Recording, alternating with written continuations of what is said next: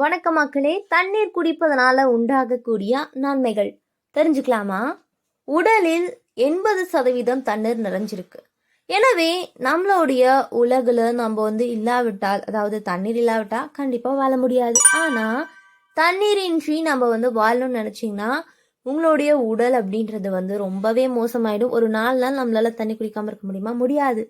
அதே மாதிரி நம்மளுடைய உடலுக்கு ஒரு நாளைக்கு எவ்வளோ தண்ணி அவசியம், தண்ணீர் குடிக்கிறதுனால நம்ம உயிர் மட்டும்தான் வாழ முடியுமா, நிறைய விஷயங்கள் நடக்குது அப்படின்ற உண்மைகளை நம்ம தெரிஞ்சுக்குவோம். அதுக்கு முன்னாடி நம்ம சேனலை மறக்காம சப்ஸ்கிரைப் பண்ணிட்டு சைடில் இருக்கக்கூடிய பெல் ஐகானை கிளிக் பண்ணிக்கோங்க. இது போன்ற தகவல்கள், ஆரோக்கியமான விஷயங்களை தொடர்ந்து பார்க்கலாம். உண்மையில் தண்ணீர் குடிப்பதனால உடலை ஏற்படக்கூடிய பல பிரச்சனைகளை தடுக்கலாம். அதனால்தான் மருத்துவர்கள் கூட தண்ணீரை அதிகம் குடிக்க வேணும் அப்படின்னு அறிவுறுத்துவாங்க.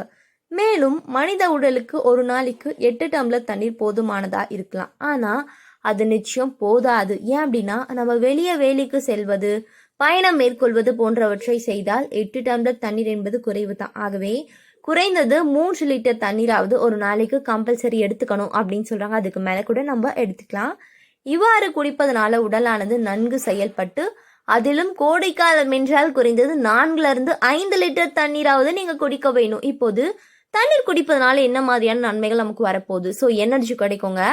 உடலை தண்ணீர் தான் அனைத்து பாகங்களுக்கும் ஊட்டச்சத்துக்களை சுமந்து செல்வதோடு கழிவுகளை வெளியேற்றும். எனவே தான் உடலுக்கு எனர்ஜி வேணும் அப்படின்னா தண்ணீரை குடிக்கணும் அப்படின்னு சொல்றாங்க. ஸோ அதுக்கப்புறம் கழிவுகளை வெளியேற்றும். அனைவரது உடலுமே ஒரு நாளைக்கு மில்லியன் கணக்கில் கழிவுகள் சேரும். ஏன் அப்படின்னா மாசுக்கள், ஆரோக்கியமற்ற உணவுகளை சாப்பிட்றது போன்றவை உடல்ல கழிவுகள் அதிகமாக சேர்க்கக்கூடிய விஷயமா ஆயிடுது. எனவே இதையெல்லாம் தடுக்கணும் அப்படின்னு சொன்னா அது எப்படி வெளியேற்றதுன்னா, நீங்க ஒன்றும் பண்ணாதீங்க, தண்ணீரை மட்டும் குடிங்க போதும். அது தானா வெளியேறிடும். அதுக்கப்புறம் உடல் வெப்பத்தை சீரா வைத்துக்கொள்ள, உடலில் வெப்பத்தை சீரா வைப்பதற்கு தினமும் போதிய அளவு தண்ணீர் வேணும். தண்ணீர் நம்ம குடிக்கலாம் கூட நமக்கு வயிறு சூடாகி வயிறெல்லாம் வலிக்க ஆரம்பிச்சிடும். இதன் காரணமாக நீங்க தண்ணீரை குடிக்கிறது ரொம்பவே அதிகப்படுத்தணும் அப்படின்னு சொல்றாங்க. ஸோ தண்ணீர் குடிக்கலாம் தொடர்ந்து பிரச்சனைகள் வருங்க. உடல மெட்டபாலிசம் என்பது வளர்சிதை மாற்றத்தை அதிகரிப்பதற்கும் தண்ணீர் அப்படின்றது அவசியமான ஒன்று, இன்றியமையாத ஒன்று அப்படின்னு சொல்றாங்க.